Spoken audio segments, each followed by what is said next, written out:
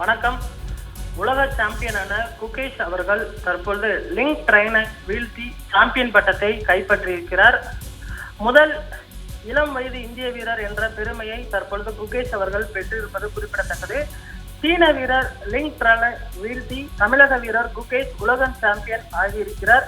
சிங்கப்பூரில் நடந்து வரக்கூடிய உலக செஸ் சாம்பியன்ஷிப் தொடரின் இறுதி சுற்று ஆட்டம் நடந்து முடிந்திருக்கிறது. இதில் குகேஷ் இந்த சுற்றை வென்று தற்பொழுது உலக சாம்பியனாக இருக்கிறார். சிங்கப்பூரில் நடந்து வரக்கூடிய உலக செஸ் சாம்பியன்ஷிப் தொடர் தொடங்குவதற்கு முன்பாகத்தான் குகேஷ் இந்த தொடரின் ஃபேவரேட்டாக இருந்தார். கேரி காஸ்பரோவ், மேக்னஸ் கால்சன் போன்ற ஜாம்பவான்களே குகேஷ் தான் இந்த உலக செஸ் சாம்பியன்ஷிப்பை வெல்வார் என கணித்திருந்தனர். தற்பொழுது அந்த கணிப்பானது உண்மையாக இருக்கிறது. இயானுக்கு எதிரான ஆடி உலக சாம்பியன்ஷிப் பட்டத்தை கடந்த ஆண்டு வென்ற பிறகு லீரலின் ஃபார்ம் மோசமானது. நிறைய போட்டிகளில் தோல்வியை தழுவியிருந்தார். சமீபத்திய செஸ் ஒலிம்பியாடு சீனாவுக்கும் இந்தியாவுக்குமான போட்டியின் போது குகேஷ் எதிரான போட்டியில் லிரன் ஆடாமல் ஓய்வையை எடுத்திருந்தார். மன ரீதியாக தான் அயற்சியாக இருப்பதாக லிரனே வெளிப்படையாக பேசியிருந்தார். தற்பொழுது குகேஷ் அவர்கள் தான் வெல்ல போகிறார் என்பதுதான் அவர் அனைவருடைய கணிப்பாகவும் இருந்தது. ஆனால் குகேஷ் லிரனை அவ்வளவு எளிதாக எடுத்துக்கொள்ளவில்லை. அவர் கட்டாயம் சமாளிப்பார் என தொடர்ந்து நம்பப்பட்டது. அதற்கேற்ற வகையில் தான் அவருடைய ஒவ்வொரு மூவும் தற்பொழுது இருந்தது. குகேஷ் எதிர்பார்த்ததுதான் தற்பொழுது நடந்திருக்கிறது. லிரன் கடும் சவால் அளித்தார். முதல் சுற்றிலேயே லிரன் வென்று முன்னிலை பெற்றது குறிப்பிடத்தக்கது. இரண்டாவது சுற்று ஆட்டம் டிரானது. மூன்றாவது சுற்றில் தான் குகேஷ் மீண்டு வந்தார், வெற்றியை பெற்றார். இதன் மூலம் இருவரும் தலா 1.5 புள்ளிகளுடன் போட்டியை சமநிலைக்கு கொண்டு வந்தனர். இதன் பிறகு 7 சுற்றுகளுமே டிராவில் முடிந்தது. 11வது சுற்றில் வெள்ளை காய்களுடன் ஆடிய குகேஷ் திறம்பட அந்த போட்டியை வென்று முன்னிலை பெற்றார். ஆனால் 12வது சுற்றிலேயே லிரனும் கம்பேக் கொடுத்தார்.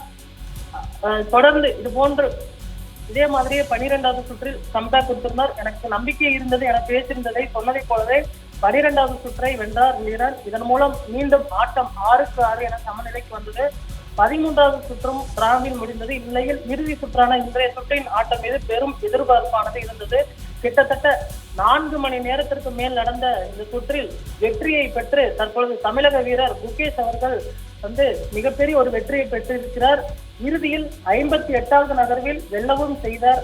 இதன் மூலம் உலக சாம்பியன்ஷிப்பாக மிக இளம் வயது வீரர் பெருமையை குகேஷ் அவர்கள் பெற்றிருக்கிறார். அவர் நாடு திரும்பியதற்கு பின்பு பிரதமர் நரேந்திர மோடியையும் முதல்வர் மு க ஸ்டாலின் அவர்களையும் சந்தித்து வாழ்த்து பெறுவார் என எதிர்பார்க்கப்படுகிறது.